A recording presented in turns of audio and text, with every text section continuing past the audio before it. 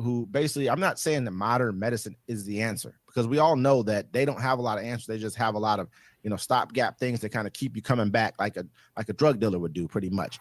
But or do we want a witch doctor in the, heading up our where our medicine, or where our yeah. Well, the whole thing, heading, it seems like they want people to die. You know what I'm saying? A lot of these people, they're going to kill off old people. They're a burden to the country anyways, right? Mm-hmm. They're going to kill off all these poor people because they're a burden to community. They don't pay nothing. They don't pay enough. They don't care. Can you hear me okay? It seems like they want these people to die. You know what I'm saying? It's going to be survival of the fittest. How you doing, buddy? Hey, that's good. What we're Yourself? Going into. I'm good. You sounded kind of a little bit tired today. Yeah, man. I'm super tired. Yeah. It's going to be all right, brother. I know. I've been living my best life. You ain't going back and forth. You ain't going back and forth with nobody right now. Nah, nobody. Hey, I like the way you was playing. You know what I'm saying? What you had on there was looking good. Yeah. Could you hear it? Yeah, definitely, man. Okay. My apologies. Hey, everybody. Welcome to our Sunday Town Hall. My name is D Mac Uno. My name is Wesley. And so we're just going to kind of do the weekend review here, since it's just me and you today. Okay. I took a screenshot last night. So what's going on is it seems like Europe is getting away from America. They're like, yeah, we're done with you. We're not going to do nothing. There was a Norwegian place. They said American ships can't fuel there anymore because of what they did to Zelensky. And then Lindsey Graham had this. He said to hand ringing Europeans who felt offended whining Europeans who felt offended by President Trump rejecting being lectured by President Zelensky. Be my guest to defend Ukraine from Putin. It is long time past from the Europeans to show they are capable of defending their own continent. They've allowed their militaries to be hollowed out, and when Europe speaks, no bad guy listens. I say this with great sadness. The last group of people that I would count on to defend freedom are the Europeans. Hey, and Steve, feel free to pop in. Good afternoon, YouTube. Feel free to pop in when you if you want to. We definitely want to have you in this conversation. It's been one of those kind of weeks. When you look at it, they've known this before even Biden was out of office. They were going to have to get away from America. They've known this. This is not like a new thing. We saw the writing was on the wall with just how, this administration has talked about its relationship with Putin, with even Europe, with the EU. So they've known this for a while. So I've hoped that they were already planning that this exit. This has to be already been planned. Maybe they're just playing like they're hoping that he would do something different, but we knew this already. I mean, it's pretty sad to see. It's like, you got Elon Musk on Twitter talking about America should leave NATO and the UN. And so I'm just like, what stake does he have in all this? All this quick destruction of the country. I mean, it's money. What I keep hearing really from a lot of people who are on the right, I'll call them the right, and I don't really, but what I'm hearing is that most of these guys, they feel like us placating Russia will somehow stop some type of a nuclear war that's really not going to happen. Russia is not. Vladimir Putin's. If you're wealthy, we have a nuclear war. What does that do to you? You are no longer. Your wealth doesn't matter anymore. Paper money, all this other stuff, it doesn't matter any longer. You know what I mean? At the end of the day, now it's chaos. People don't want chaos. I mean, compare him to Kim Jong-un in North Korea. They have nukes. They're a rat in a corner right now for a long time. Their economy's horrible. They're sanctioned by everybody. Why hasn't he used his nukes? Because the countries that control him, like China and probably Russia, are like, hey, you use nukes, we can't deal with you no more. It's a wrap. Just like you look at Pakistan, they have nukes. Why haven't they used theirs? They're a rogue nation. They have their economy's in the toilet. Why haven't they used theirs? It's the same reason why Russia will not use theirs, because he at the end of the day, he understands that once that happens, it's a right in the question. It's true, but I mean, once that happens, it's a game changer for everybody. A lot of people have nukes. It ain't just Russia got nukes. We got nukes. All of Europe, a bunch of countries in Europe got nukes. South Africa got nukes. Yeah, but I mean, like, the whole thing is allowing him to join in. We might have to send Steve another link. Yeah, I sent you a new one, Steve. This should have came in there just now. But I mean, like, yeah, everybody got nukes. No one's going to start throwing them around. But at the end of the day, what Trump said about Zelensky, I've been saying it the whole time. I'm like, yo, if you didn't have the U.S. help, that war would have been over in 2 weeks. Absolutely. And Donald Trump is just being a realist about it. He's like, look, you're going to sign some stuff over to me if you expect me to keep doing this for you. And then he looked at Europe and he was like, look, no one believes you without us. You know what I'm saying? He's putting his foot on their necks. He's like, look, defend your own stuff then. You don't need me. And if you do need me, you're going to have to pay up, which makes sense to me. What are you talking about? Trump saying we got to pay up? Yeah. The UN met today. It was the biggest gathering. I saw it today on X. It was like the biggest gathering of UN leaders in, America wasn't there. Everyone else was there. Because we don't want to be seen. I mean, it doesn't make sense that we're even pretending like we're a part of NATO, like we were before. I don't see it. It just doesn't really. We're not giving that vibe. It's not giving that vibe off to me that we're a part of NATO. We're not backing our allies like we once were. People at the end of the day, we have to look at NATO for what they are. That's old European. Networks, time, money, everything they put into the system that's out there. So they have spy networks, all kinds of stuff they have built around the world. It's like anyone who's been in who's had wealth for a long period of time. You built up a network. Like they say, your network is your net worth. Period. Yeah. That's our network right there. Is Europe, old money. They basically have traversed the entire globe, colonized the entire globe. So their hands are in a little bit of everything. So it's a good ally to have. That's not to say we shouldn't have more allies who are people of color, which I do believe. I think that we're lacking in that area. But that's a good ally to have on your team, regardless of what their military is. It's their first of all, it's economic strength is pretty much, I won't say unmatched because there's us, but their old money strength is unmatched. Period, plain and simple. They've been around for so long. So that's my biggest reasoning behind keeping, Europe as our ally. Who are we going to forsake them for Russia, who is a falling empire? That doesn't make any sense. Russia can't buy anything from us. They don't have the money. They're not wealthy like that. Their population is dwindling. They don't bring anything to the table as a partner in my eyes at all. Yeah, but they got enough weapons to actually make some damage go on. It's crazy how, I said it from the beginning, man, like the whole shape of the country that we've known that's going to be gone. You see it now. You know what I'm saying? Like they came out with the jobs reports. I think it was like 493,000 people filed for unemployment claims.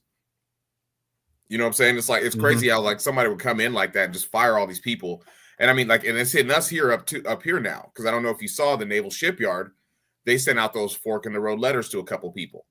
You know what I'm saying? And so only 2% of the shipyard have taken the buyout. You know what I'm saying? The rest of them, they're just going to fire them. I mean, at the end, we both know what's happening right now. They're getting rid of, they're cutting off a huge chunk of the workforce, which is not going to do anything to the national debt. It's not going to actually like it's going to affect the debt. What they're trying to do is show that they've saved some money so they can go in and then do a huge, massive tax cut for the wealthy. This is what this is about. This has nothing to do with efficiency or anything like that, because if it did, you would take your time to understand who you're firing and what the consequences are of you firing these people. Like we just talked about, there's a new virus going on right now over in the DR Congo right now. Yeah, the Congo. That's a crazy one. And if you guys haven't watched our video on it, basically some kids ate a bat and they got this crazy disease, and you die in 48 hours. So 2 days. At first you start getting a cough, and then you start bleeding from your eyes and your ears and every hole you have. It's a 48-hour thing, and it's in the Congo. It's killed so far. They stopped reporting on it, but the last number we saw was 1,000 people have died so far. It came out saying 1,000, huh? I know 1,000 people had it. He says now, I don't know if it's allowing him to join or not, but yeah, that's another thing. That's another thing right there that we really need to pay attention to, because he says close to Ebola. This is something that we don't really know, Steve. I don't know if it's not allowing you to join still or not, Steve, but this is what we don't really know. They don't know what it is. It's a mystery virus. They have no clue what it is right now. It could be something that people are unleashing because this is a way to get rid of population control, and it's killing kids. It's not like this is like COVID, which killed older people. This killed kids. It's killing anybody. Didn't get a link anywhere. You check him. So I mean, it's not something, and it's like from the first symptoms of you getting this, like having this virus, within 48 hours you die. This is not, I mean, I know what they said at one point in time was like 400 and something people had it, and like 50 something of them had died, which that's a pretty high death rate. That's like, that's like at least 10%, a little over 10% death rate from where they were at that point in time. So, and this goes across the board. But the reason why I brought that up is to say that we're getting ourselves out of WHO, which is the World Health Organization, and a bunch of other things that really matter to our health. If we don't know what's going on around the world, how do we defend against it?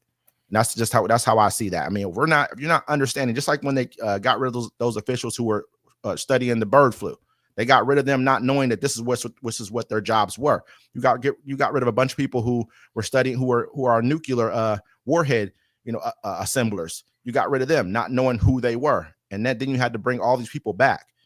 So you're not really doing your job efficiently. Now that's the name of your job. Do it the right way. He said, who was a part of the issue with COVID? I mean, COVID, the whole thing with COVID, it's like now it's easy for us to all look back and be like, yo, this mistake was made. This bad information was given. But if you remember when COVID first, really got noticed or came to America, it was like, it hit that old folks home, killed all those people. Mm-hmm. You know what I'm saying? And everyone was like, damn, you die in 7 days. So we tried to put on masks. You had to stop working, try not to spread it. So it was a lot of chaos, a lot of, sitting down, a lot of questions that people didn't have answered.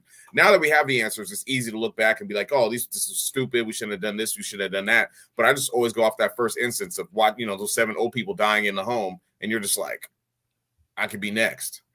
No, absolutely. I mean, we didn't know what it was. I mean, I think a lot of us everybody was a little bit nervous or afraid about so if you don't know what something is, you're going to take the information that you have and figure it out from there. They didn't know what COVID was. It killed people. It was real. It wasn't like, if it was a fake thing, then that would be a different situation. This is a fake virus.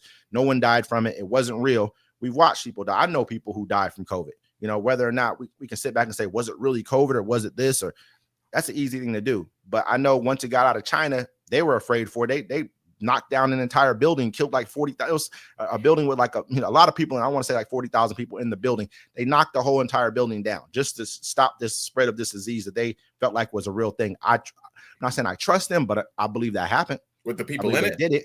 Yeah. Yeah. I mean, because they said the building collapsed. They're like, well, the building collapsed. No, it didn't. These are people who had COVID. They locked them in the building. First of all, they shut the windows, barred off all the doors, and then the building collapsed all of a sudden. So I mean, how you doing, David? If you ever want to come on, Dave, we can send you a link as well. If you send us your email address, we can send you a link so you can come on to the show. Yeah, I sent one. I don't want to say Steve's email here on the video because it'll be there forever. But did you get my email that I sent you from last Sunday?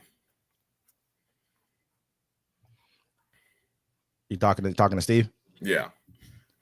Yeah, but I mean, I also want to get into this. I mean, eventually get into this Zelensky thing as well, man. That really right there is what had me like, You had a dude, he's the president of Ukraine, right? And you got the news reporter who's sleeping with that one dude, what's his name? Marjorie Taylor Greene. And he's the one that said it. He was like, why you show up without a suit? You know what I'm saying? Why don't you got a suit on? And homeboy's like, bitch, I'm at war. What do you expect me to be wearing? I mean, and it doesn't, that guy right there, that really, I think that shocked a lot of people for dude to even say something like that or even act the way he's acting about that, right? It just was weird as hell for him to come out. And I feel like he was a plant because this was something they've talked about Zelensky before. This wasn't like this wasn't the first time I've heard about it. They talk about it all the time, say, why don't you wear a suit, blah, blah, blah. I mean, his country's at war. They have already tried to pin his wife for, they said she bought a Bugatti with the money that we sent her, and it wasn't even true. You remember that when they made the accusation of her buying a Bugatti? So if he walks around designer suits that are fitting him like a European design suits, what do you think people are going to say about him? Gucci, Versace. Oh, he's buying suits with our money instead of. He looks like a wartime president. He's in a smaller nation. It's not like the president of the United States. We haven't been invaded. So I mean, like we're always the invader or the people helping the invaded. Period. So it's not like our president ever has to get in wartime garb. I wonder what not Abraham Lincoln, but I wonder what George Washington was wearing when he was at war. Not to take it back that far, but I guarantee he wasn't wearing a suit or anything accustomed to that, or even fancy garb at that time. That's not what's going on when your country is being invaded. You have to worry about that type of stuff. But to me, that really kind of like it rubbed you the wrong way, and it was mad disrespectful. You know what I'm saying? But like he was coming in waiting for the disrespect. You knew what it was. He had to come over there, sign the mineral deal, but then they wanted to like shame him, which was cold. That was cold. Like it's like Putin put him up to it. It's like someone put them up to doing that. Hey man, make him look like this. Make him feel him feel like this. You know what I mean? If he's going to take the deal, I want you to rub it in his face. Ask him why he doesn't wear a suit. Ask him, make him feel like he should be thankful for it. What do you tell him? I gave you something to be to act like a tough guy. You wouldn't even want to give him weapons. What are you talking about? Also, Zelensky was the one where he threatened to cut off aid to him. If he didn't say, hey, Joe Biden was trying to get this kind of deal from you or whatever, you know what I'm saying? And so he didn't do it and he got impeached for it. Remember? Yeah. I feel like me personally, I feel like Zelensky should have done that. That was the greatest thing he could have done, was to tell the American people exactly what's going on. People didn't want to hear. You guys don't want to hear what truly happened. You rather hear, I'm not saying, but people rather hear Trump sit around and say that Ukraine invaded Russia. They'd rather sit around hearing that Zelensky's got over on Biden, rather than not hear the truth that Putin has been the aggressor in this whole entire situation from the start. He's been the aggressor. He ran into Georgia, took over South Ossetia, took Crimea. Then he invaded Ukraine, and they're trying to blame it on the fact that Ukraine wants to join NATO, because he's been a very much an aggressive person from the start. We all understand why Putin has to be this way. He said no one tried to stop him. He said, at the end of the day, when he annexed Georgia from South Ossetia, sent in troops, but he annexed it by using separatist groups within the government. You know what I mean? So that's why people get angry at Zelensky for shutting down certain political parties, because Putin will plant government people in there, and they'll use propaganda like they do in our country right here, right now. We're watching it happen on the internet. We're watching it happen with our own friends who would have never, at certain points in time, would have never spoken kindly about Ukraine, about Russia, who are speaking very kindly about Russia now, acting like there's some type of he said he won't allow elections. Steve, you know that during wartime, elections were not allowed. They weren't even allowed in Europe during wartime, period. Most people will shut down elections during wartime. We don't have to do it because the war is not on our soil. How are you going to hold elections when you have a quarter of your country taken over or occupied by a foreign power? His country doesn't even want elections. His country is backing him for what he's doing. It doesn't make, when we say stuff like that, we're being disingenuous almost about what we know about war, what we know about history. You know that, Steve. I know you do. We're probably one of the only countries that can do that, because we have not had war at our doorstep. Once we do, let's see if we have a hold an election. Well, when we had war at the doorstep, they invoked Article 5 and NATO, and it sent everybody to war with us. So it's pretty crazy to see, man. I want to see what it's going to be like. I just feel like everyone's going to have a really bad summer this summer unless you make over $400,000. But I want to talk about the measles outbreak that's going on. You know what I'm saying? Like, you had a lot of parents a couple years ago, they were like, hey, we're anti-vaccine, we're not going to vax our kids. And measles was eradicated. Now you have it in Texas, where it's a big outbreak. There's one in Illinois. They had their first measles case here in Seattle, and now you have the measles going around. Then you got this Victorian disease that's spreading in Oregon right now. Yes, 40 cases of the sickness, which is previously common in the U.S. during the 18th and 19th century. So it's crazy. It's like, it's hard enough to try to fight a foreign war. Now we got to try to fight. We're being destroyed from the inside, because if you're not going to get sick, you're going to die hungry. We're dealing with a whole other monster when we're talking about RFK and what he's got going on. He's a totally different monster. He's against vaccines. He's against a lot of other things. But it is what it is. We've had cases right now in Washington. I want to say right now, it's a little bit of media overkill.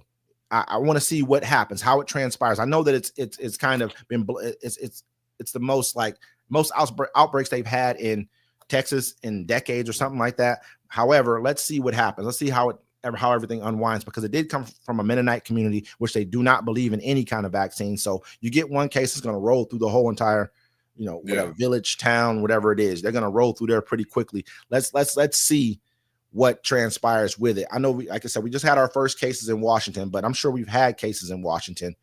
Now, I like some of the stuff RFK has done. Like, I like him trying to make the food healthy. You know what I'm saying? He's against vaccines, though. He has said he's against vaccines. He came out again wanting to go back over, and his kids are vaccinated. He did say that as well, but he said, my bad to interrupt you. He says he believes autism is caused by the vaccines, which is kind of true, because they say that kids they'll get a shot, saying certain kind of vaccines, and they'll just boom, develop autism right then and there. I mean, you looked at what happened with just the COVID vaccine. People died. I believe people died from the COVID vaccine. I believe it. This is my personal opinion that it may have been the cause of Hank Aaron passing away. He got it because a day or so later he was gone.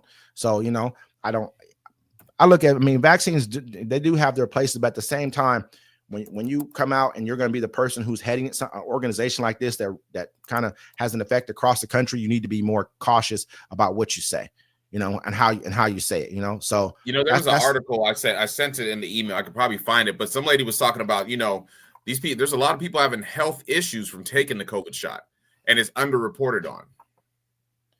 Yeah. I mean, I believe it. I saw a woman who had like, her arm was kind of like, I don't know if it was tissue and her arm was dying. I'm not, it's just a lot of things you have to really, I got to be more careful about because I don't know if it's true or not. I've read the articles to a degree and I don't know how much information is really real within the articles and what's really fake about it. So I'm not absolutely sure. Yeah. On the subject. I get you. Just like the one guy, he's trying to make the law where men can't masturbate anymore. Jesus Christ, man. I mean, I think that was a joke law, though. You know, I mean, more than anything else, that was more of a joke law. I think he's doing that just to kind of show them how ridiculous some of these anti-abortion laws are. I think he did that for just for that. But you know, I mean, not to keep on like harboring on this whole simple fact. Because I do feel like what happened on, I believe, what was that, Friday? Was that Friday when they had the conversation with Zelensky and Putin? Yes, I believe so. I feel like that's a very important like time in history for us. I just feel like it's gonna change a lot about what goes forward within our country, how our country's perceived around the world, even the power of our nation around the world. We've kind of backed off being a world leader, which I think that's gonna be one of the worst things we could have done. Is back off that. Is gonna, you know, you look at where the stock market's been going. Stock market's been going down since then. I know that crypto markets have been going up since they came out with the talking about he's making like a crypto reserve or something right now. Yeah, I saw that. And then honestly, like I don't understand crypto. Like, how do you spend it? I mean, whoever accepts it, I think that's at the end of the day, whoever accepts the cryptocurrency is kind of how you can spend the cryptocurrency. You know, because like, everybody has different cryptocurrencies. It's like Snoop Dogg has a cryptocurrency. The Hawk 2 girl had one. Joe Trump has one. I don't understand how I can take that in the grocery store and go buy orange juice. I mean, a lot of that you cannot do. I mean, you got to look at Bitcoin. Bitcoin really it was like a way to be able to like trade in certain things amongst people at one point in time, like black market. You know, like I can use this. Remember, what was that page they had where it was like a black market page, pretty much like it was all like under, you could buy anything on there pretty much. You know what I mean? People were buying drugs, everything on there. But remember they released the guy, Trump released the guy that runs it. Yeah, they were basically they were trading in they were using cryptocurrency to trade in there. But he just came out and named like 5 cryptocurrencies that the United States is going to use as a reserve. And one of them was, you know, I think it was Solana, Ethereum, maybe Bitcoin, XRP, and something else. I can't remember all the names of them, but they all basically have gone up a great deal. You know, luckily I might own 1 or 2 of those. So I mean, it's a good look. I can't be mad about that. I mean, I do think that we need to get into crypto more as a nation because I think that's where the market is heading. It's almost going to be what we've talked about, like people are talking about putting a mark in you and stuff like that. It's almost going to be, it's the same thing as that. It's just paperless money pretty much, you know? So I think it's a very positive thing for the country. But I mean, for me, it's like, I don't like, I mean, all our stuff is digital. Like you saw the one story where the bank accidentally sent the lady like $81 billion or something. 81 trillion. Almost. They said the transaction didn't go through, but they sent it out. They put it on to send it out, and like 2 people okayed it. And then I guess the third person's the one who caught it. It'd have been like $81 trillion. I mean, I don't even know how do you can't pull that kind of money out of your account. You're gonna have to just siphon it out slowly but surely. Yeah, nope. I'm taking that, sending it to Cash App, and then I'm sending that to a bank in the islands where I'm heading to right now. It's stupid, bro. I mean, hell yeah, I'd be stupid with my fleet of yachts. Hey, and wouldn't it be nice? I was thinking about that. Like, man, that'd be a nice little jug to hit right there. Yeah, nice bro. I go buy me an island, develop that. I ain't got to do nothing no more. I don't need to be here. Like, hell yeah, I'd be gone with it. Oh, that'd be wonderful. So do you remember us talking about Trump Gaza, right? Yeah. Yeah, that was that video right there really gave and then him actually retweeting it through the White House or whatever they did, reposting it. He posted on his page on Truth Social.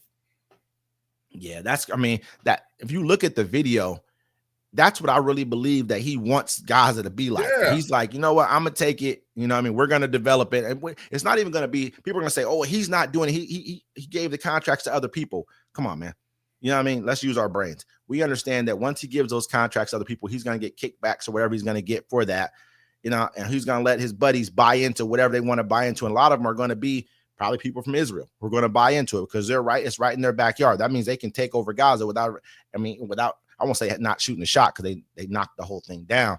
But that to me was just a very telling sign of, what's to come for Gaza. Well, I mean, like you can have anybody, like, think about it, you got people that can pay $5 million to become a citizen, which is crazy to me.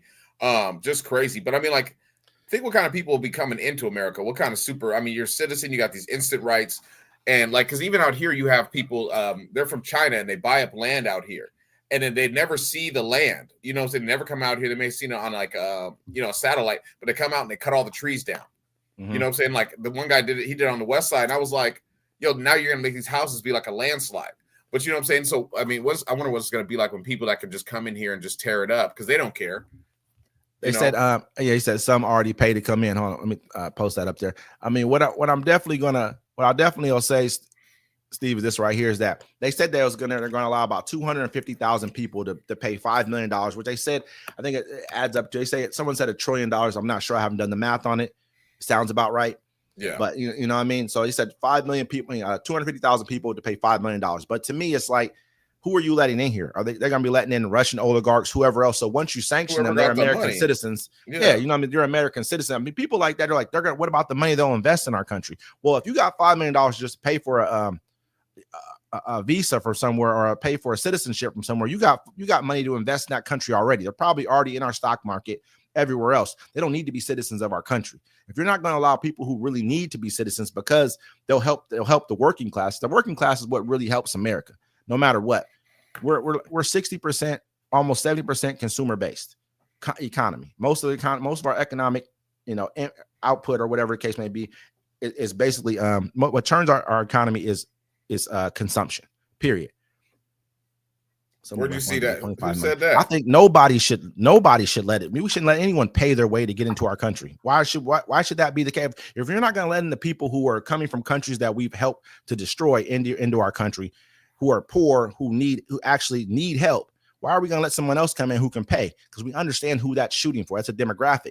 He's shooting for a particular demographic. He understands the same. Yeah, money talks. Yeah, the same people who he's trying to turn his back on over in Europe. That's who he's really shooting for. I'm not saying there won't be people from China, won't be people from India, other countries like that who do have their wealthy, but most of them are going to be from a particular place, and just like they came in and they wanted people from South Africa, but just the whites from South Africa to come in here and get citizenship. Well, look at it like this way too. Check it out. So you have all these people, they're foreigners, right? They're about their money. They're going to want to make as much money as they can. You fire all these people in the federal government that do the regulations and come out and make sure everything's the way it's supposed to be, right? So it brings in corruption. And so we're going to have buildings falling down. We're going to have people living in places where the water's bad, because we just don't have anybody to cover it and go check on this stuff. And if somebody comes, I don't want to dog one single country out, but somebody comes out here with bad intentions, you know what I'm saying? They could run a small town and, just treat everybody like shit, basically. I'm surprised they haven't got rid of the minimum wage yet. Because I remember they floated that one time. They were like, hey, maybe businesses should just pay. There shouldn't be a minimum wage. Businesses should just pay people how much they ever want to pay them. You know what I'm saying? Like, think about it, you got people in the restaurant industry, they only make $1.25 an hour. Yeah, that's true. I mean, that's a lot of places in America that's the law. And so they only have to pay them that, and then they get whatever they get from tips. That's kind of it's kind of a crazy thing right there for them to do something like that, but people go for it. And that's what, that's kind of what America is about at this point in time right now. You know what I mean? I saw this story yesterday. I'm just looking it up really quick. It was about a trans woman, but it was a man, and he just identified as a woman in California. And so they had to let him in the woman's prison. And so he ended up getting his cellmate pregnant, and now he's accused of raping 2 other inmates. Accused of raping them? You know what I mean? Yeah, they came out and said that. And so it's a black dude or whatever, you know what I'm saying? But he doesn't even like, he doesn't have long hair, nothing like that. He just, but they have this, he doesn't have any feminine features, you know what I'm saying? He just told them that since they made the law, they're like, hey, we want to put you in the right cell where you identify as. And that's how he's been getting away with it. That's why he's allowed to stay in the women's prison. He said, so it's basically a person who's like, I identify as a woman, and they got to put him in the women's prison. What you're saying? Yeah. In California. I mean, do they have to be taking some kind of like hormonal blockers or something? Or is that he's saying the left is okay with that? Stop it, Steve. You know what I'm saying? Stop it, Steve. You know, not everybody is okay. I don't believe that's the straight up how it goes. I don't believe a person can just say, put me in the women's prison, I identify as a woman today, and then they're going to the women's prison tomorrow. You know what I mean? I don't think I think there's more to it. I think there has to be probably something to where there's some type of like they're taking some hormonal blockers or something. You know, that's just my personal opinion, because I think more people would identify as a woman all the time. I think dudes are like, oh, nope, I identify as a woman, put me in the women's prison. Why? Remember one time I had to go, when I was a young man, I had to go to jail, and I told them that I had pink eye, so they put me in solitary. Yeah, shook, huh? He was nervous, huh, about it. I was like, I got pink eye. I'm just messing with you, bro. I ain't gonna lie, I didn't want to go to jail. I don't like it. I know, but nobody agrees with that. I mean, I'm gonna say nobody, but there's probably people who do. Steve, I'll say the far left. The far left agrees with that totally. They're crazy. They're fucking far left. Far left. Yep. I mean, I think that this is a special class of people who believe something like that, man. I don't believe that. It's like I don't like the far left, and I don't like the far right.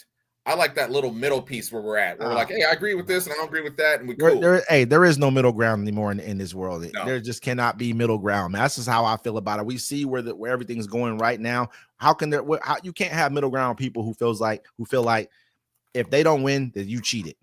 That I can't. How can I have middle ground with you? Because I can never win unless you feel like I cheated to win. Period. Every single time.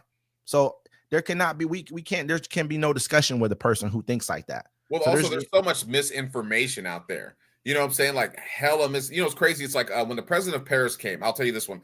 I was on X or whatever, right? When the president of Paris came to the White House, there's two videos surfacing. There was one video where he walked in and nobody greeted him at the door. And they're like, oh, Trump couldn't even greet him at the door. Then there was another video where Trump was out there and they did that weird handshake they always do.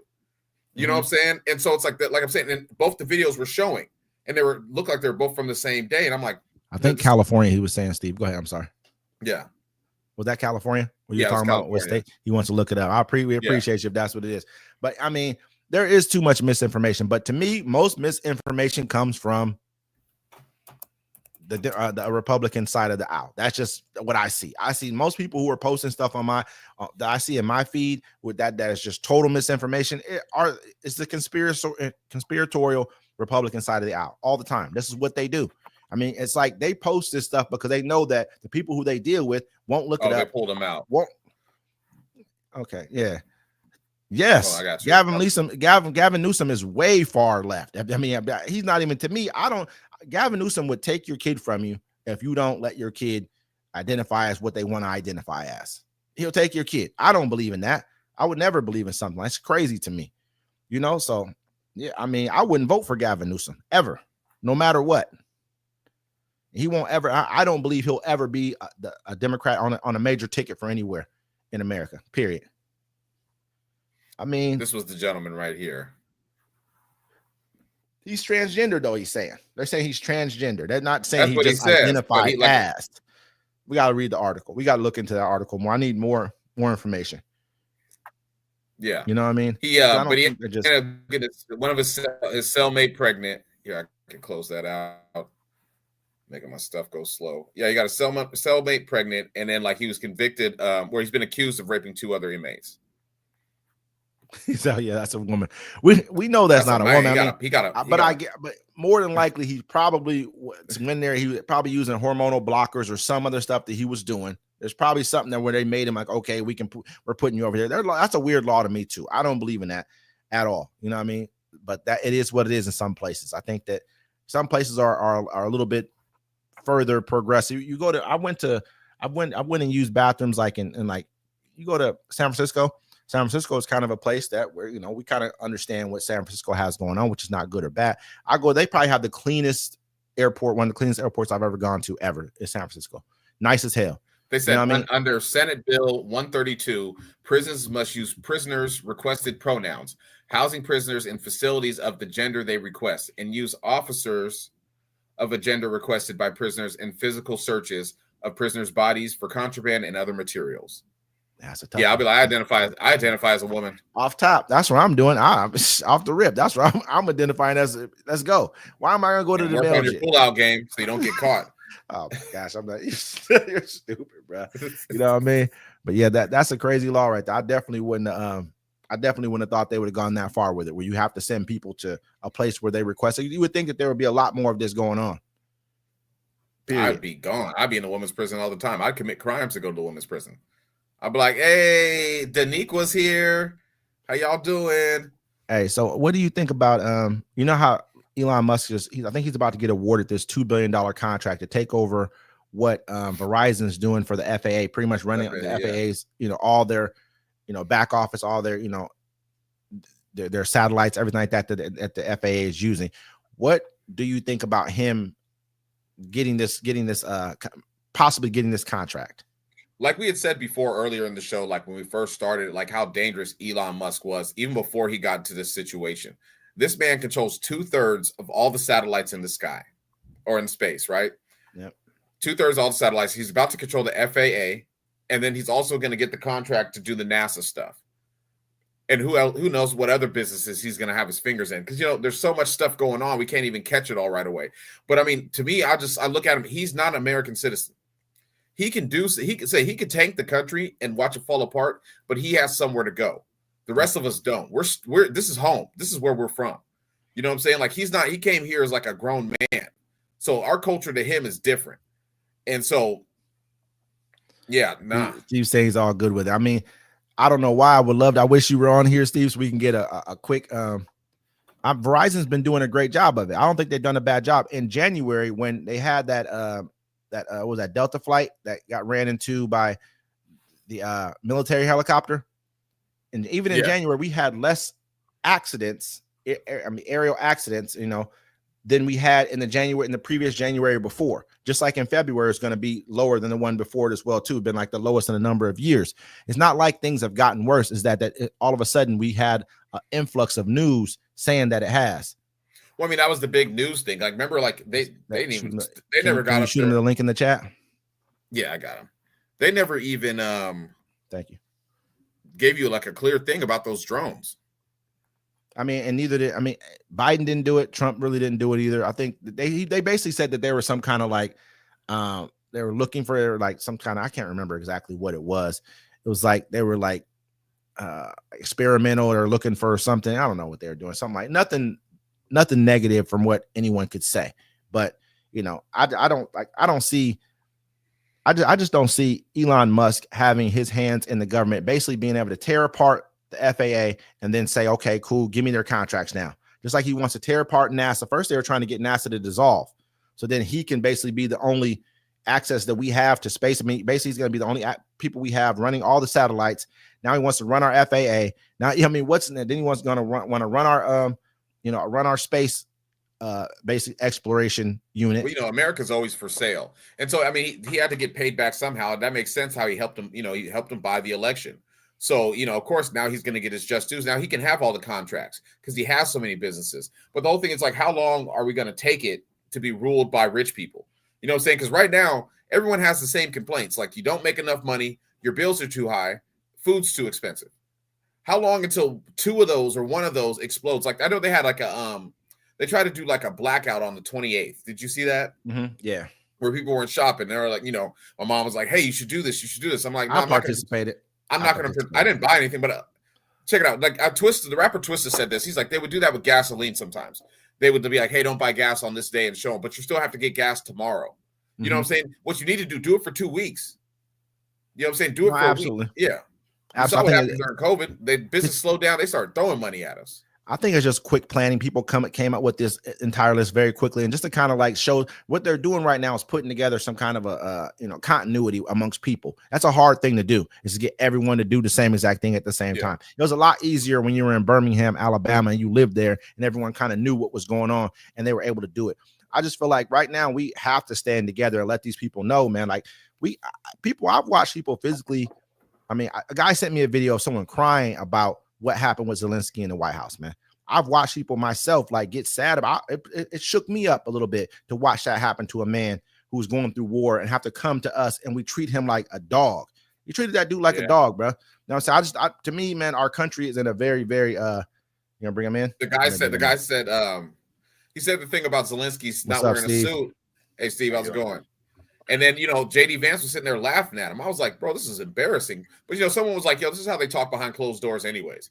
Just because we're just seeing it. You know what I'm saying? They're just the same guys like us, just drunk uncles with suits. What did you think about that? Are you talking about the Friday debacle at the White House? Yes, sir. Yeah. I have a couple takes on it. So if you're trying to create peace, right? Yeah, you want to talk about it. You want the press to have their feel goods about it. But in reality, you do that stuff behind closed doors. You don't go barking back and forth at each other. They were wrong on both sides. Clearly wrong on both sides. Zelensky was wrong for what he did. Trump and Vance were wrong for what they did. You take that behind closed doors. You create what you need to create to get to your end goal, but you don't do it in front of the press. Okay? Absolutely. This is the first. I'm sorry. I do believe Zelensky was grandstanding a little, right? He was trying to, in the past with Biden, he didn't really have to do that, right? Because they were more than willing to give them the money, give them the equipment, whatever, right? Now we're at a point where we're trying to get to a lasting peace over there, get Putin to back off or whatever. But you can't sit there for both sides to do what they did is wrong, because you can't argue in front of the press. It just makes you both look petty. Yeah. And you take that back, you put it in a room somewhere. You say, okay, let's stop what we're doing here. Let's end the press pool. Let's go talk about this like adults. Yeah, exactly. Because that's what it was. That's what someone said. Both sides were wrong. Both sides were wrong. I don't believe Zelensky went in there with malice. I think he's still trying to get used to this new administration and how they work, because they're not the Biden administration. So there's going to have to be some growing within their trust built up, because we don't, from our standpoint on the outside, we don't know what's going on in there. Okay. We can have all the comments we want to make, all the opinions we want to make, but we really don't know what's going on behind the scenes. Mm-hmm. We only know a fraction of what they get to show us. So I'm gonna belay judgment for a while until I see something actually come from it. Well, I know they cut the deal. They ended the mineral deal. I mean, I feel like Zelensky was here to kiss the ring, and you know what I'm saying? He wasn't gonna take his crap anymore, which is sad. Yeah, I mean, like, I don't know. It's showing like we used to be. I mean, here in our country, they tell us, hey, we're the #1 country in the world. You know what I'm saying? But it feels like that's gone away now. But I mean, do you feel that Europe can actually defend itself? No, they cannot. And there's no way they can defend themselves. We pay 16% of what NATO has. Defend themselves against who? I think that's the question. Who are you saying defend themselves against who? Yeah. I mean, if you're talking about Russia. Do I think that Europe? Yeah, I think that the European Union could defend itself against Russia. I think that the entire group of those people. So the only thing Russia really has that's bigger than them. They're depleted now. They are depleted now. Oh no, and Russia is too. I mean, we're talking both. No, I mean, because I think Russia. Okay, Russia so is. I mean, but you got to remember the European Union is like I think it's like 20 something countries in there. I think the largest standing army, I'll give you that, is Poland, which is like they're trying to be up to 300,000 by a certain time. But you got France has nukes, UK has nukes. Countries over they got nuclear weapons. They can fight. I think Russia. So do you really want to let it get there? Yeah, I mean, no. What I'm saying is over. When you bring up that word. What I'm saying is those two delete each other. People don't want to use nukes because it's not okay. Once Ukraine gave their nukes to Russia, Russia can use that on Ukraine all day long. Oh, we got nukes and we'll use them if we want to, because you don't have any more. But if both sides have them, we both understand. We both have nukes. That's the last resort for anybody. So that's why I'm saying that. So that takes that off the table. We're going to say Russia got some nukes, so it takes it off the table because both sides have them. So now you're looking at just that's a huge amount of land. War. Yeah, you now talking this is, about a I mean, conventional war? exactly. And so now you're looking at what Problem happened is, in Ukraine. What's going Europe on? has to rely on us for their conventional wars. To say okay versus Germany, I would say yes, but right now versus this weekend Russia, this version of Russia that it is right now, no. That's a lot of landmass that Russia would have to conquer in order to say that we won that war. Look, they could barely even get through Ukraine. Just with us giving them weapons, we've only given about 70 something billion dollars of our actual aid. We promised the 350, but we've only given 70 something billion dollars of real aid. Most of it came in weapons. I mean, some of it came But that's in still aid. money. That's still money. Yeah, but Europe's given over 100 and something billion dollars as well. So what to say is if you can't beat a country with 30 something million people, which is Ukraine, using their own troops and just weaponry from somewhere else, and you're the second biggest superpower, we would have ran through Ukraine like it was nothing, no matter who gave them weapons. That's what I believe. Do you agree with that? I mean, we have superior technology to a point. Because China is starting to bypass us in that. Yes, yeah, they are. 100%. China is bypassing.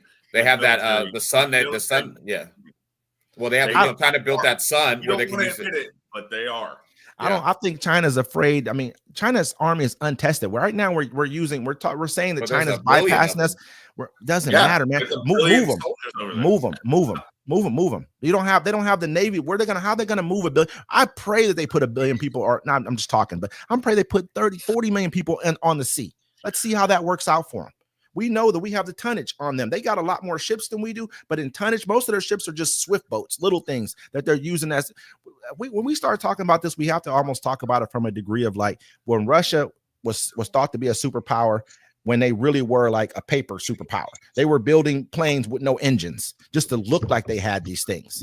Like China's is basically bulk, but with they've never fought before, not in a real conventional war, not in a modern war. They've never had to fight.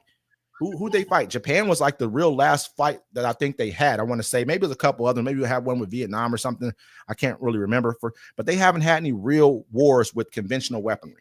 They just haven't. And so they're untested. Their equipment's untested. People don't even want to buy Chinese equipment because it's untested. Now they're looking at Russian equipment in a modern war. It's not working. Who did India turn to buy weapons from after they just looked at? Listen, where do we buy our drones from? China.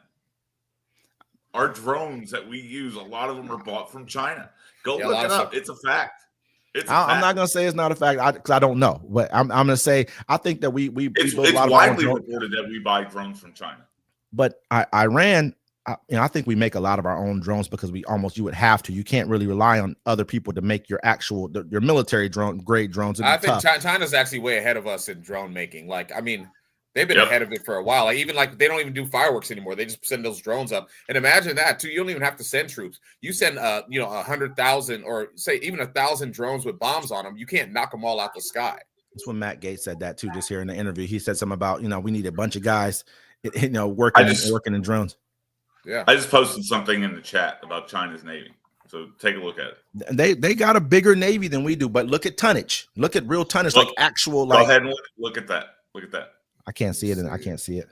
He hasn't showed up. It says China's Navy, officially known as the People's Liberation Army Navy, is the largest in the world in terms of number of vessels. As of 2025, it boasts approximately 788 ships, including aircraft carriers, destroyers, submarines, and more. They got like 2 or 3 aircraft carriers. We got 12 before. We got more aircraft carriers than the entire world. Well, combined. They just made a new. They just made a new one. Yeah, they just created a new. It's tonnage. It's tonnage, man. We got to go. That's actually the weight that you can put out on the sea.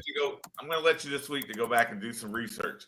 Trust me, I guarantee you're going to find you're not going to be right about it. We have a lot more. They have a lot more ships than we do. We have more tonnage on the open. Just look that part up, the tonnage end of it. That's what matters when it comes to your naval fleet is how much weight are you putting into the water? Because I can put a whole bunch of little swift boats in the water. I can knock out a country. The United States can knock out a country with one aircraft carrier. And we got like 12 of them or something. The rest of the world has like 10 or maybe 12 combined. Everyone can, you know what I mean? So imagine like how many other, frigates, everything else we got around that aircraft carrier. And so that's what they're saying. But I mean, even with that amount of aircraft carrier, that amount of ships, the naval ships they have, they don't even want to invade Taiwan. Why? Well, they're waiting for the right opportunity. I mean, the U.S. is in array, and so as soon as Trump makes his rounds to them, You know what I'm saying? Then they could probably take Taiwan. You know what I'm saying? But you're gonna wait on that. Taiwan's 100 miles off their coast. 100 remember miles. a couple 6 Yeah, months they ago, know what surrounded happened. Taiwan. China surrounded them. I mean, Just and to they show didn't them do it. They've done it. Because we will get involved if Taiwan gets so they're back. worried. Yeah. Even though they have 7,000 ships, they're worried about a country that's an ocean away. They don't want the United States to join in anything. But yeah, I'm you don't want those kind of problems, like because you don't want those kind of There's problems. a reason why. Because they're not touching us when it comes to military, grade weaponry, like readiness, any of that. They're not touching us when it comes to that. China, you can build a lot. I would love to see China try something, because that would galvanize the rest of the world behind the United States if that ever happened. 100%. So I mean, I want to get back. I almost want to get It back. depends To this. China's our greatest threat in the world. It Right depends now? what allies we still have afterwards. Oh, come on, stop it. That's ridiculous. I don't think that that's as far as we think it is. The way he's acting right now, the way that he's put us in a situation where, I mean, he set a world leader that we've supported, that supported us. Like, that's a war that's keeping us from going to war. Do you not agree with that? Who tried to dictate terms in public? He didn't try to dictate terms. He's being honest. Okay, tell me this. Yes, tell me that Hegseth hasn't come out. This whole administration. I understand what you're saying. I'm gonna concede a little bit on the fact that what he did say was that there cannot just be paper peace. There needs to be some type of guarantees. He's being honest, because the rest. Okay, once you had Hegseth, JD Vance, and everyone else go out and basically like play his hand for him, he has no other place to go. This is what's going to happen. This is how we're going to do it. What are you going to do? I'm going to say what my terms are as well too. I'm going to let people know why I'm here. All he did was basically give his case to the American people, not even his full case. He's saying, hey, this person broke 20. This is after JD Vance said, oh, well, we're trying to step in and bring some kind of a peace to this, which couldn't happen for the last 4 years. He was like, do you understand why there hasn't been peace? We've had 25 agreements with this man. He signed them. He broke all of them. That's basically, so he's like, so what kind of peace are you talking about? Then JD Vance went off on him. Because he's like, have you ever been to Ukraine? No, you guys are in Ukraine using conscripts and all this. Like, he's like, what kind of a person would say that in public? Like, he's gone. They went too far, way above and beyond what Zelensky did. Zelensky didn't fight until he had to fight. Until you push him into a corner saying you can't win, he's gonna say, yeah, you're right, I can't win. Is that what he's supposed to say? Is he supposed to be happy? Oh, he hates Putin. Wouldn't you hate him if he stole 20,000 of your children from your country and he killed hundreds of thousands of your troops? Of your fellow, Be honest with yourself. Do you honestly think Ukraine would have stood a chance without our involvement? Everyone knows that. That's a fact. They were basically like days within days. They were beholden. They're beholden to us, correct? Not just us, Europe too. Europe gave them weaponry. Europe gave them a lot of stuff as well. I think they gave them more F-35 fighters than what we did. Europe. And I mean, Biden wasn't just giving them stuff for nothing. You know what I'm saying? Like you say, they have. What do we get back in return for that? We don't have to. I mean, this is how I look at it. You weaken your greatest enemy. One of your greatest enemies, you weaken them to the point to where their economy is teetering on the point of collapse. Their military is decimated. I mean, do you understand that when he brought up that conscript line, he's really barking up. That's a Russian talking point, because you know what Russians did? They went out and got 25,000 North Koreans. They went out and they stole Indian people, told them, hey, you're going to get a job as digging ditches over here, a construction job, took them from their villages or where their cities they were in and made them go to the front line. These are Indians from India. They did that to them as well. They're sending back troops that are not mortally, but like severely wounded back to the front line. I'm watching them do this. He didn't talk about that though. He didn't say that. You don't hear them ever puppeting anything good about Ukraine, but you hear nothing but Russian talking points. Why? Do you have an issue with trying to bring Putin into the fold as far as a peace deal? I feel like this. I feel like there can be Russia's at a point right now with their diminishing population over the next 60, 70 years. They're at 140. This is a long answer to get to my. Yeah, go ahead. They're at about 144 million people right now. By like 2100, which sounds like a long time from now, but it's about 60, 70 years from now, whatever. They're going to be at like 110 million people. They're going to, but probably even less than that with them losing the amount of people who they lost in this war. That's like military men of child rearing age. They're going to be even less. That's a great enemy that we're going to end up having to fight. The reason why they went into Ukraine is because they need the population. They need the people. They're going to have to go into other former Soviet bloc nations to get the people as well, too, to keep that nation running. Soviet Union's been around. Russia's been around for thousands of years. for at least 1,000 years, at least. You know, that's a long-standing, you know, they have a long-standing history.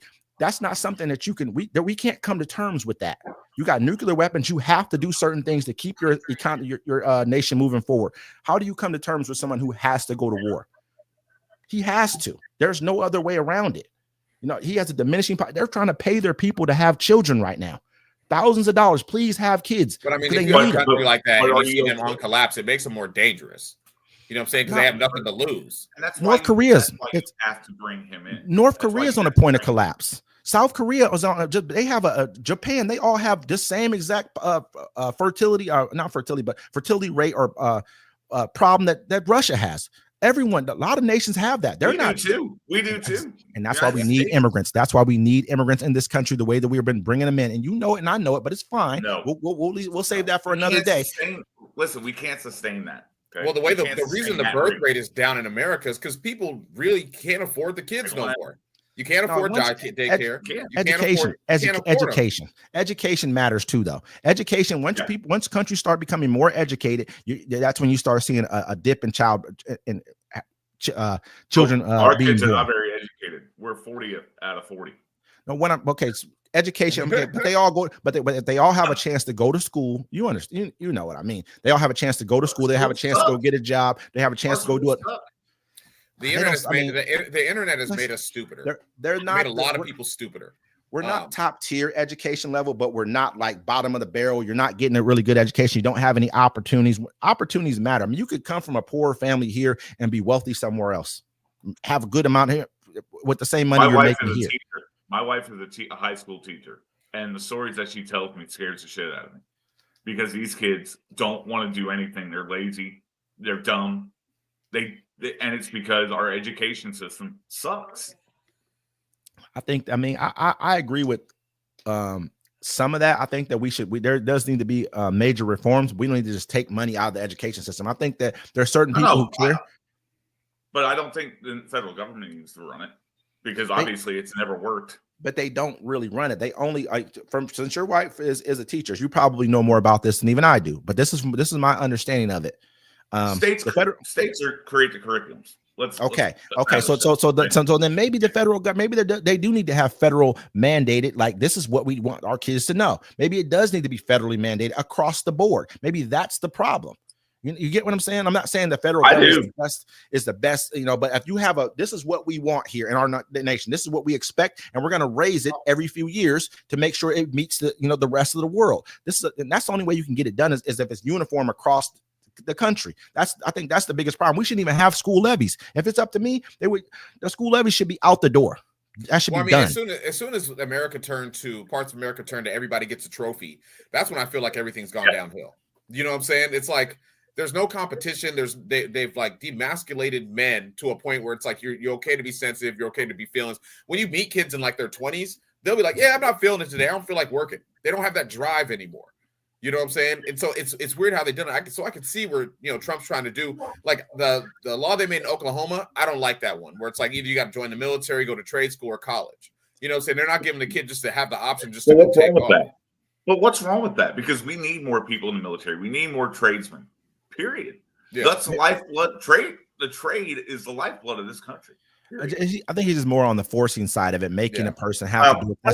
That's not kind of like a American thing to do. It's a force. But I understand what you're saying. I feel the same exact way. I don't feel like there's a certain class of us in this country who don't want education to be important. I've seen it. I've heard people talk about it. Oh, all the liberal professors in college. I think people become more liberal. This isn't everyone. So this isn't across the board. As you become more educated and enlightened, once you start seeing how the world really operates and how things really operate, it kind of softens you to be like, man, this is not right. This is decent because you understand them better. When we're just like a lot of us have been in my life. I've worked on shipyards and things like that myself. Like when you're just working every single day, you're hardened by life more because you're not seeing, you may not be educating yourself as much because that's not where your time is being spent. I'm not saying this isn't across the board though. With that said, how old are those kids in college? They haven't even lived life yet. They haven't learned what life is like yet. They've been stuck at home in their basement. They've been going to college, being stuck at home in their basement. whatever. They don't know what life is until they get out into the real world. So yeah, they have that ability to be liberal, Professors, right? Because though. they don't know any better. I was saying the professors, because they're saying that the college professors are even like way more liberal, XYZ. This is like, and this is what they're pushing though. But that's part of the problem. I mean, look at all these damn protests in New York City over Israel and Gaza. That's ridiculous. They're locking kids out because they're Jewish. Because they don't want, I mean, and that's coming from your side of the house. That's not even far left. That's just left. You said they're locking them out of school, because I think that they're what they're doing is they are advocating. I'm not going to speak for everybody, because we all know there's always going to be a fringe or people there who are going to go to the extreme. I wouldn't go to the extreme of trying to hurt somebody from someone else that I just may disagree with. That's not what I'm going to do. And I think majority of people are not going to do that. If you have 1,000 people, 50 of them are going to act wild. And 50 of them go wild, maybe another 200 may join them. Who knows? But that's just kind of what it is. That goes for both sides. Yeah, but I mean, also they were threatening the people just, trying to stand up and protest for Palestine. They're like, look, we're going to arrest you and send you over there. You know what I'm saying? Like, they were threatening them with all kind of crazy stuff. They took away. You know why? Because let most of them try and live somewhere over in the Middle East. Do you think it's wrong? Do you? I mean, you think that's how it is? I don't think that's how it is for everybody, though. Have you ever been over there? No, but I'm going to go over there soon. No, I don't think that there's been but I've known a lot of people who have gone over there though at the same time, and there hasn't been any issues with them at all. I think that I've talked to people who also send a gay person over there. Send an openly gay person over into an Arab country and see what happens to them. No, that's not gonna happen. Yeah, they're cooked on. Yeah. That. Was that in Paris where they had the Olympics, and the one guy was over there doing? He had like the gay pride. He was someone's brother, but he had like a gay shirt on. They wouldn't let him in, and they found him dead like the next day in his hotel room. Like, the other countries don't play that shit. I think not. But no, they don't. I think that they don't even allow women to show their faces over there or go to school. Yeah. They're not allowed to. They're not even allowed to talk to each other. That's not everywhere. We're talking about like Afghanistan. We got to we're saying like the Middle East. Saudi Arabia doesn't allow women to show their faces. They're not even allowed to drive in Saudi Arabia. I don't know about drive. I know they've been changing a lot of their rules in Saudi Arabia. They've been changing a lot of the rules over there where they're trying to integrate them more into their society. I think a few other. You go to Jordan, you go to Lebanon, you go to other countries in the Middle East. They're a little bit more open and a little bit more progressive. But those hardline countries, forget it. You can't. Even Iran is starting to change its ways a little bit when it comes to like just how they're dealing with their women and things of that nature. They're trying to make it so that they can show their faces. It's just we can't look at what they're doing, because we could be looked at for what we're doing here with our women here. How we treat them here. Look, we're taking away their rights here. We're doing stuff to them right here. You can be charged with murder if you have a miscarriage and you don't tell, it doesn't jibe with what we think happened. We're charging women with crimes for that, trying to put them in prison behind that in our country. So, I mean, for them making choices about who they are and what they got going. I'm not a defender, but I'm just saying this is the honest facts. We all have differences. We can't I don't look at what America does is 100% right for the whole world, and I don't look at what another country does is right for us. It's just kind of the way they run their country. We have to look at it from that. But do you think it's okay to protest on behalf of a terrorist organization?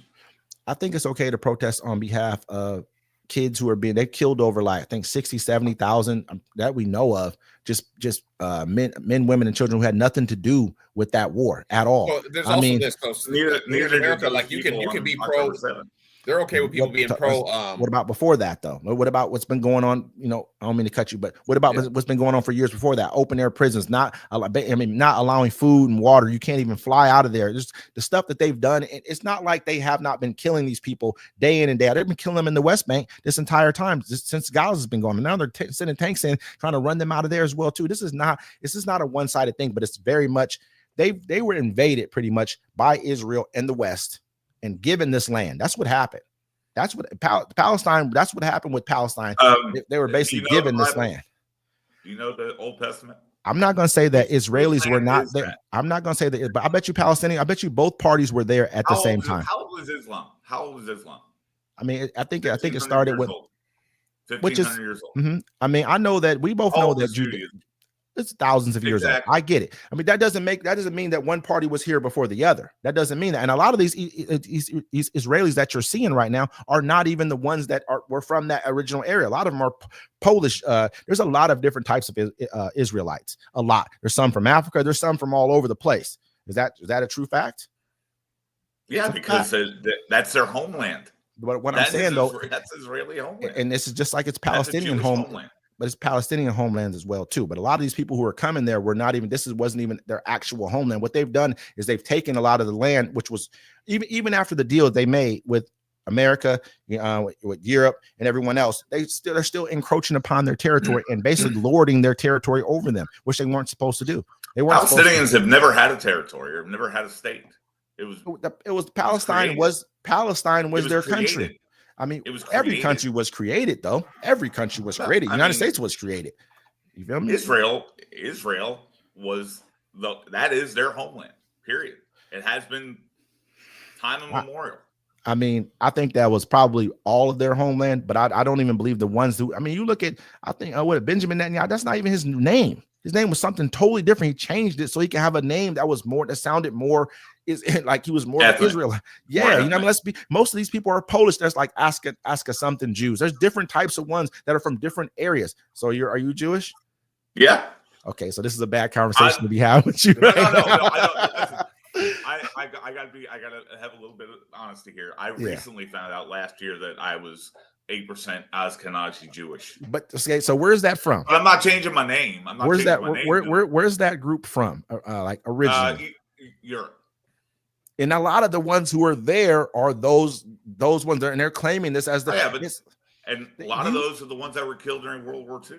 And I'm not against what happened there, but do you know that they were trying to give them Chad? They were trying to give them what's that island? I forget the island nation, right? Madagascar. They were trying to give them a bunch of other places before they got what is today called Israel. They were trying to give them lands in a bunch of other different places. Like, here, we'll give you this. That's a fact. Here's my thing. I don't understand why the other, and just this is an offshoot of it, but I don't understand why the other Arab nations don't just allow them to give them land, because Israel is a very small country. You know, it's a strip of land basically. Are you saying other nations should give Palestinians you got land? Lebanon, you got Lebanon, so they should take their land from them and give it to them for what reason? No, give them Gaza. Make that their state. Period. Why couldn't they have the West Bank? West Bank and Gaza. West Bank and Gaza. But okay, expand it into some of the other countries can give land too. But here's the problem: you're still going to have Hamas. You're still going to have Hezbollah, and they're still going to want to cause problems because they want to kill every Jew that's over there. You just killed 60,000 people, man. They're definitely going to want to have problems. If you just killed 60,000 of your people, you're going to want to have problems too. Am I right or wrong? But how did they get killed? Because they're going after Hamas. They're not going after the civilians. Yeah, man. We kill 70,000 people. You're going after them too. Of civilians. There's no way that you're not. How many civilians were killed in World War II? I bet you it wasn't the amount of people. War is war. Hey, war is war. Yeah, that's true. You can't. No. But okay, World War II. I think with those. It's just the fact that we have the videotape to watch. When was the Geneva Convention? When was the Geneva? We're giving these people weapons. There's no war is war. We supplied the entire weaponry for the Israeli army to destroy Gaza. We gave them that. That came from American pockets. No one's saying that. We gave them that money. But let's just say, when was the Geneva Convention? What year was that? I don't know. You know what I mean? But so they know maybe. So everyone understands there are rules in war. They understand that, but they didn't practice any of those rules in war. They killed journalists. There's more journalists were killed, I think, during this war than I want to say during World War II, because I don't know that for a fact, but it was during one of the major wars. They were killed in this war. They were killing people who had food trucks for food organizations. 1949. So they know that there's been rules in war. So we basically help make rules in war based off of what happened to them when they were in Germany, correct? Nuremberg, all those places like that. This is, of course, it had to be. It was in 1949. Yeah, but so again, it was based upon what happened to them. No, see, I mean, so then we should not hear. We went through Vietnam. I mean. So we should not hear, never forget then from people who are saying war is war. Then that means that what happened with the people, and I don't believe this. I'm just saying this as a point. So what happened with the people in Germany with the Jewish people in Germany was just war is war. No, that was atrocities. Those are war atrocities. They should be war crimes. People should be convicted and go to prison or killed for that. Period. That's how I feel. That's a war crime. Okay, so how do you explain the fact that Hamas is hiding up underneath hospitals? I mean, you send. I mean, how many? Let's ask this question right here. How many? It's the same question. It's going to go along the same line. I'm gonna keep on the same. Okay. How many Israeli troops were killed during this war, which was really a attack? But I'll I'll call it a war because I bet you're probably like 15. Are you talking about October 7th? Since October? No. So it's in the time there. Yeah. And how many Israeli troops were? I bet you it's like 15. And if you kill 15 troops, that's not a war. You know what I mean? Like even more American troops were killed in Afghanistan, where there were probably, it wasn't no 100 troops killed by Israeli troops killed. I don't think so. Maybe I'm wrong, but I don't think so. And that's kind of what. Yeah, it's more than that. More than 100 Israeli troops killed. Yeah, it's got. I mean, does it say? They don't even have the number, do they? 891. 891 Israeli troops killed. Yes. I have to look at that. I want to see that for sure. I believe you. But I think that they would tout that number a lot more. That's since October 7th, since the war started. Yep. That's a lot of troops. I won't take that. So then I'll have to call that a war. If that's 891 people were killed, Israeli troops were killed, then I'd have to look at that as more of a war. That's a conflict, a real conflict. But I didn't. Those are not numbers that I'd heard before. 728 troops. Israeli troops. Yep. Okay, I have 891, but that's same difference, about the same thing. Maybe two different dates on the articles. Who knows? But okay, I count that as more of a war. You know what I mean? Because there's closer to 1,000 people, 500 people. That's a lot of troops. You've lost troops. So you're actually going in and combating. But if you're I just can't blow up a hospital because I believe someone's hiding underneath it. That doesn't mean that every hospital they blew up, there were actually people hiding underneath that hospital. Because they just you see the decimation. I don't know. The Israeli intelligence is pretty damn good. And they're good, but they were using a lot of AI and they were just blowing up. Have you looked at the buildings? You look at the places in Gaza where it was just total destruction. Total destruction. I mean, like, I know you don't care, No, my wife's over here on the side. Wait. You know what I mean? So no, I do listen. The humanitarian, it's been a mess over there. There's been so many civilians that died, and I agree with that. I mean, but the problem still exists. You have to do something about Hamas. You have to do something about Hezbollah. You have to, or else if you don't, there's never going to be peace over there. Never. So you believe, just real quick, you believe we should go into Iran because that's the only place how you're going to stop all those. And on top of that, boom, boom, boom, boom, boom. So okay, so I mean, this is what Netanyahu said in the 90s. I hate war. I hate war. This is what Netanyahu said in the 90s. Now we should go to war with these people, but we should not go to war with an aggressive person like Putin. And we should not. And you get what I'm saying? We should not deal with Putin in a different kind of way. Why? Huh? One more time. I mean, but okay. Right. So the nuke thing is what brings everybody. That's the whole thing. You got nukes. You got a seat at the big boy table. If you don't, you get pressed by everybody else. You know what I'm saying? Like they're like, hey, you ain't got no nukes. You can't stop me. Iran wants nukes so bad. They want a seat at that table because they know if they get nukes, they are a big dog on the stage. Period. I mean, I don't think we give Pakistan a seat at the table. I don't think we even give India most times a seat at the table. They're both nuclear powers. People aren't asking India what they should do. But they're not crazy. They're not batshit crazy either. I mean, so are we saying Pakistan is batshit crazy? I don't think so. I think they've been very, very. I think they've shown more restraint than what I've seen from Netanyahu. I think so. Me personally, this is what I'm going to say. Iran is the largest supporter of terrorist activity in the world. Do we think? Okay, let me tell you what. This is why I'm gonna say this, because this is why I say this right here. Because I look at it like this: when you go into someone else's country and you kill an official, whoever that official is, a government official in their country, set bombs in their country, that's an act of war. They've been bombed in their country way more than anyone else. A lot of people. Why is that? Are you saying because they sponsor other? What's the difference? You think that what's the CIA of Jewish of Israel? What's it called? The Assad or something? What is it called? Mossad. Mossad. Do we act like we don't know that? I mean, we can look at them as a terrorist organization, what they've done to people and how they've killed people in other foreign territories and everywhere else. Not when they're not a terrorist organization if they're our ally. That's the distinction. I mean, it's crazy, isn't it? But all I'm saying is that I look at it like this: if you've come and you in my country, they've done so many different things to Iran. Killed. I mean, I believe they killed their president. Okay, let me ask you a question. I believe they killed Iran's president, the guy who died in that plane crash. Okay, let me ask you a question. How many times has Israel said they want to kill every Arab in the Middle East? They say it all the time. They call them cockroaches and all kinds of stuff. You know it, and I know it. They have some far right or whatever you want to call them. Actually said they want to wipe out. The only reason they want to do that is because they've been threatened by how many countries around them that want to wipe them off the map. Once my areas, I won't call it just peaceful, but once I have an area here and someone comes in and says, you know what, I'm going to grab these people and I'm going to give them this land in the middle of your territory as a satellite nation for us. That's what Israel is, a satellite nation for the West, but it's not really. Israel runs everything. I mean, we got to look at the truth. The Israeli government runs the American government.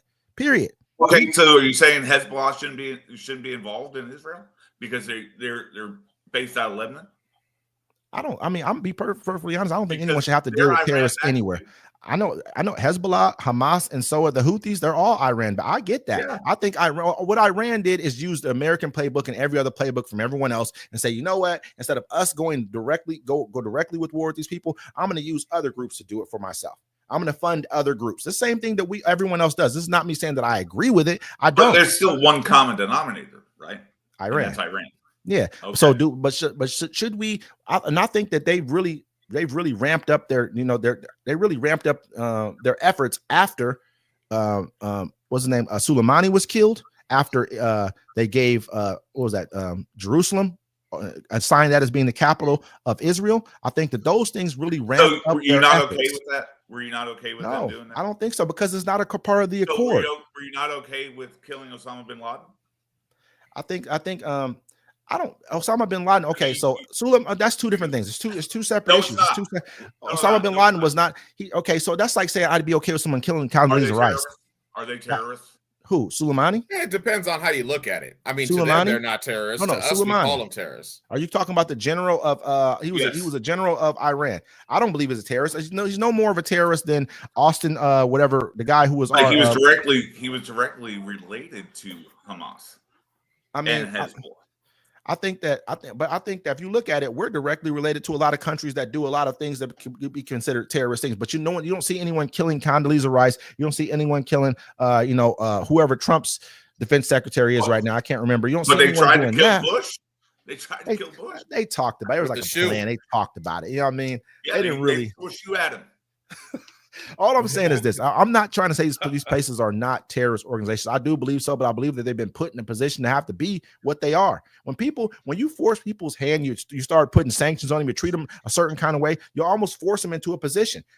We could treat these, if we can get along with Russia, who we've had to go through and spend hundreds of billions, if not trillions of dollars in a fake war with over decades, we can turn around and say, hey, let's have a good rapport with them. Why didn't we just keep the Iran deal in place? The left don't want that rapport with Putin. A lot of people on the left don't want that rapport with Putin. They're saying it's a bad thing to tank our economy. In 2008, did he not try to tell China to dump all of our government bonds on the market to tank the United States economy? Is he our friend? Is Putin? He's not our friend, but you don't want him as an enemy either. He's already our enemy. Our enemy. I don't. That's what they tell us. That's what they tell us, though. I mean, because Trump, I'll give him that. He did reach out to North Korea. He's like, why are we even having problems with these people? Let's just go talk to them. Serious, Yes, because you have, what's the old adage? The enemy of my friend is my whatever. Yeah, I know. My enemy is my. Yeah. You know what I mean? Yeah. But that's the thing. You can't alienate those countries. As a society, you cannot alienate those countries. You have to try and get along with them because they do have those nukes. I mean, that is. I mean, we. So why are we? Putin's an asshole. Kim Jong-un is an asshole. But it's bigger than that. They're murderers. They're trying to take over territory. They're murdering people. That's different, man. It's not just like he's an asshole and he's just stuck over and he's not doing anything to anybody. He's like, I got to go and grab this land back. I got to go get this back. They've cut off my Baltic Sea access. They've cut me off all these different places before he even got in office. A lot of this stuff happened.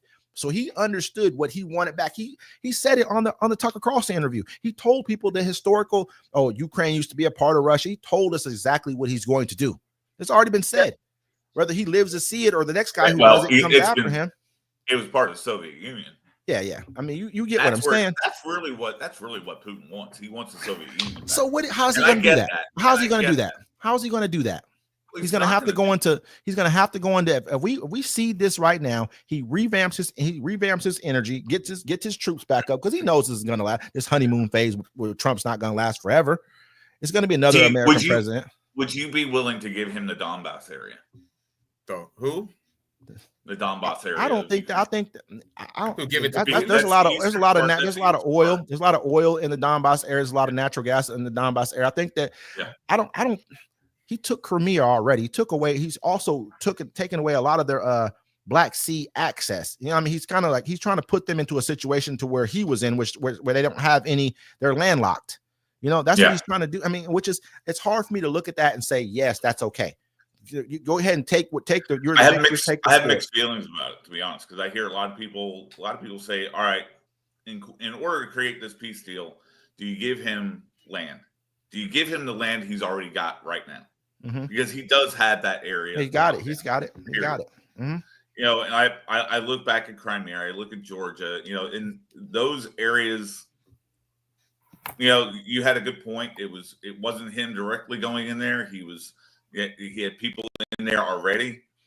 But the thing is that you have and I don't know if this is 100% true, but I know there's a lot of loyalists in that region to Russia. Mm-hmm. Because they're Russians too. A lot of people are Russians. Yeah. And that's the thing. I struggle with that because I don't want to see Ukraine disappear as a country. And it's going to. We don't do anything. If we don't do anything, that happens because I don't think Europe is strong enough to take on the thing by itself. What does he get if he gets Ukraine? He gets I think it's access to 60 or 70% of the world's wheat, production, because Russia's a huge wheat producer. Ukraine's a huge wheat producer as well. You know, then they have pipe. There's a lot that he gets with that. We'll be handing him over basically troops to replenish his army. Basically oil, gas, all kinds of stuff that's in Ukraine, rare earth minerals. If we it's just a lot we be handing him over. You think that Estonia, Latvia, and Lithuania are not next? You think those three are not going to be next?